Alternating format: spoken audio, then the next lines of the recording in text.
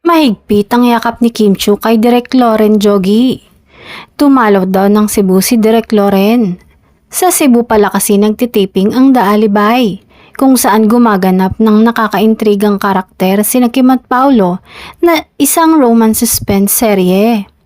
Ang The Alibay ang kasunod na proyekto ni Kim at Paulo pagkatapos ang kanilang matagumpay na mga seryeng Linlang at ang Philippine adaptation ng What's Wrong with Secretary Kim.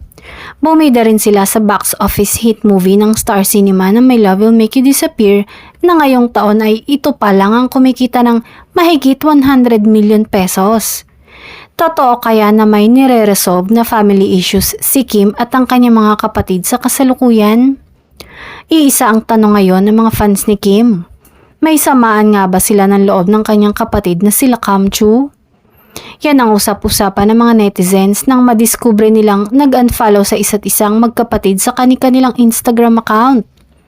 Ang hinala ng mga supporter ng kapamilya actress at TV host, may nangyaring hindi maganda sa pagitan ng mag-ate na nauwi nga sa pag-unfollow nila sa Instagram.